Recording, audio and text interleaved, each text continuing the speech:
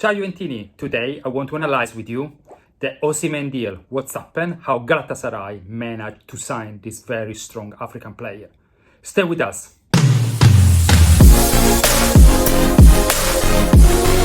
Ciao Juventini, before we start to talk about Osimhen, I want to remind you to subscribe, like and share the video, write comments, let me know what you think about the content I've produced. It will help us to develop more content. But before we start talking about Osimhen, I just want to call out two quick news. Bangula will be sold to Werder Bremen for 13 million euros, while Wea is close to be sold to Olympique Marsiglia for 15 million euros. So if you sum, we're talking about 27 million euros compared to the 20 that was offered by Nottingham Forest at before the end of June. That is a good price, a better price to pay. Is the right price? No, we could have sold maybe Wea for 20 and Bangula for 15, 16. But now the situation with Wea, after the comment from his agent, was not really sustainable. So it's better for everyone that both the players are leaving. Bangula, regarding Bangula, yes, he had an exploit with Andemota, but we don't think, and the Italian press agrees with this statement, I don't think he will be an excellent, outstanding player, so it's a good idea that we sell. That said, maybe he goes to the Bundesliga and becomes a world-class player. We don't know. I mean, if you remember Konami went to Bayern Munich and became a very good player. And Juventus regret having sold it. Sometimes it's not. Maybe the timing is too young. They can wait. Sometimes it's the environment. Sometimes the type of football we play in Italy, we play in Juventus, doesn't fit the player. There are so many cases. Henry, for example, with Ancelotti. That's what happened. So we need to see, okay, we've sold. Finally, we're selling. As you know, Galatasaray decided to pay the 75 million euros to Napoli and secure the performance of Osimhen. It's not a surprise, especially because of Osimhen rejected all the offer coming from Saudi Arabia. It's not a surprise because Osimhen was treated like a king in Turkey. Not surprise because Osimhen, the only option for Osimhen was Juventus, and because of the relationship with Giuntoli. So let's take us through a little bit what's happened in the last hours and why Osimhen decided to stay and how Galatasaray secured this player. First of all, there was a clause in it. The price tag of Osimhen was 75 million, only for international transfer. Napoli didn't put any price tag on Osimhen locally, despite a lot of voice, 80 million, etc. Everything would have been negotiated between Napoli and the potential Italian buyer. So in summary, only 3 teams can afford Osimhen in Italy. Inter, Juventus, maybe Como, because has a lot of money. That's it. AC Milan is not ready yet to make such a big investment. Rome and Lazio definitely are not. So basically, speculation said it was a clause against Juventus. But start from the beginning. So Galatasaray put an offer against for the player last week. Napoli accepted in principle, but he needed some warranties. Galatasaray has to prepare some warranties. So Galatasaray has to put forward some piece of paper where the bank was saying that they were backing up any investment from Galatasaray. That's where Galatasaray came short, especially towards last weekend. Galatasaray did it on Thursday. They put an offer. Offer was accepted in principle, but Galatasaray didn't have enough warranty around it to buy the player. It got, they said it was a negotiation for Galatasaray to get a different kind of payment. You know, when there is a price tag on a player, it's one solution only. It's 75 million and one shot. This case, Galatasaray was dragging a little bit because he wants 2 different payments. It was 2 tranches of payments. So the first tranche could be 40, 35, 40 millions, and the second would pay next year. This means that if you look at the balance sheet under expenses, Galatasaray doesn't have 75 millions, but has only 40, 35 millions. So that's what every single team wants to do. Same thing, I mean, in concept, is very simplistic. When you buy a car to go to the dealership, instead of pay 10,000 euros, you pay, you ask you want a loan, so you give a deposit of 5,000 euros, and the next 5,000 euro you will pay maybe in 6 months' time. It's the same principle, so you're not out of pocket for 10 months of the entire sum.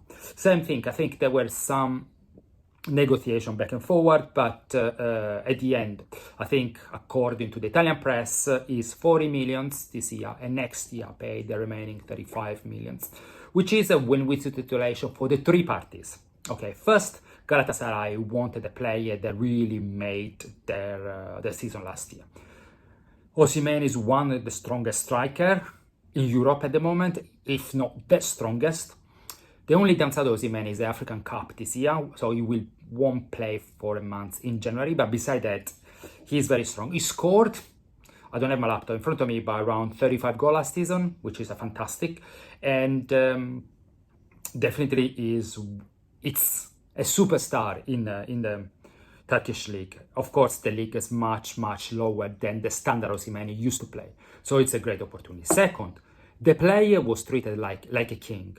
The team loved him, the fans loved him, the city welcomed him quite well. He feels very settled in Turkey. I don't know, because I visited Turkey only once or twice, but it's like Napoli. It's very the supporters are very full of passions, and if you loved living in Napoli, I think Istanbul would have been the same. It's like south of Italy, so maybe he feels the love around him. That's why he loves. And Istanbul is a beautiful city. I was lucky to visit once, and it's full of ruins and historical monuments. So it's beautiful. It's a beautiful city, and the food is amazing, fantastic. So anyway, without digressing, he really enjoys spending time in Turkey. He likes the league. Everything is easy for him. So of course he loved playing there. Third, and that's, I think, the best part of Napoli, shows two things: how smart they are in negotiating and managing all the players and get rid of a very uncomfortable situation. Don't forget that the 1st of July, De Laurentiis is to pay 12 million a year Osimhen instead of 6, so his salary was doubled. So they were very smart to financially get rid of this player very quickly without impacting much on their cost. But another thing, the way they negotiate the deal, they listen different offers, and they were very clear who they want the buyer to is, and who they don't want to sell to. For example, they didn't want to sell to any Italian club. So I think Inter Milan attempt to buy before Inzaghi went away, but Napoli was very strict in not be open to any negotiation. But the third thing of Napoli, which I like of this team, and I like of De Laurentiis' team, the way he does business is absolutely fantastic. I mean, you like or you don't like De Laurentiis as a character, but the way he structured Napoli and the way he does business is second to none. Maybe I should invite some Napolitan friend and have a chat with them, live chat with them, to understand how he does it, because I don't have a lot of information. So he did two things. First, he put a clause 75 million for a foreign team and not for Italian team. So any Italian team should have sit down and negotiate directly with him. So like Juventus did with Higuain, Juventus went, put 90 million on the table. I think it was 90 million euros. They got Higuain out.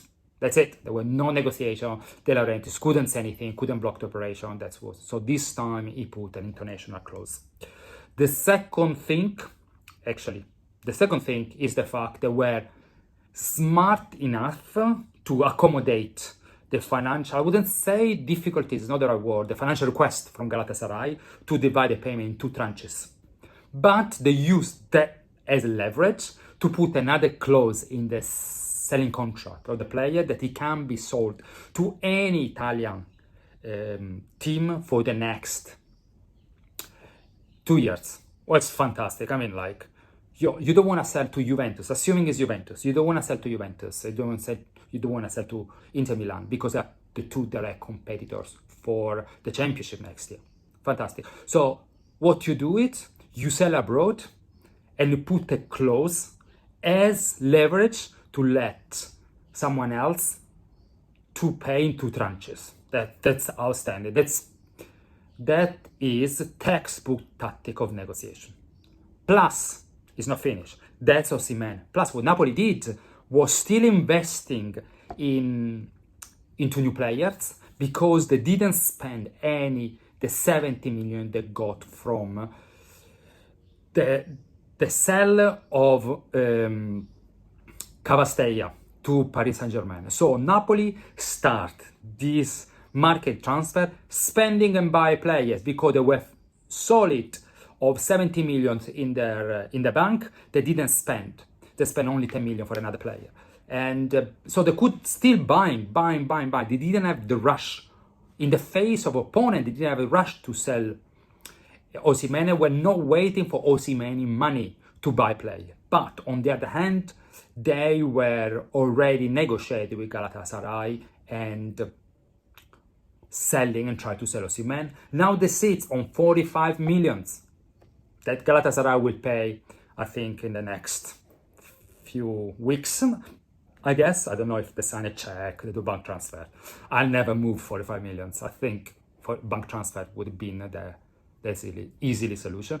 So they can still buy players, still investing in building new structure, upgrading the current training facility, maybe employ doctor, physiotherapist, define everything. That is mastermind. If you compare what they did versus what Juventus did last year, sold so many young players, bought overpaid players like Cop Mainers and Nico Gonzalez, that is completely no sense. So this video was just an analysis, goes a little bit beyond football, but just an analysis how Napoli and De Laurentiis has set up his company from a commercial point of view and from an in transfer market point of view in a very outstanding way.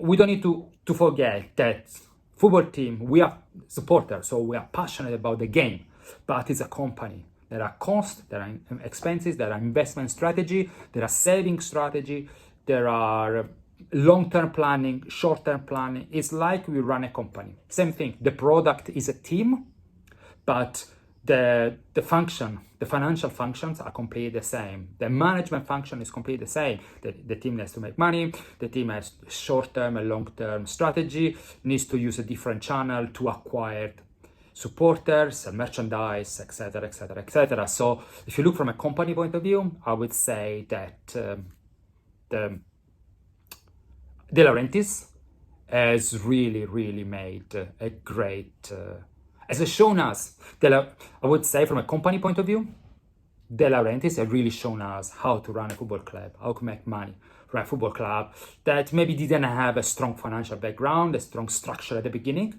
how to build everything from the ground up and see and make money. This team is very profitable. So the next question mark will be, will Juventus will be the same? Are we going to be able to manage our team as De Laurentiis manages? Guys, write down the answer to this question. It will be interesting to have a discussion, a conversation about this and what Juventus needs to do from a management point of view, not from a player's point of view. From a player's, we know.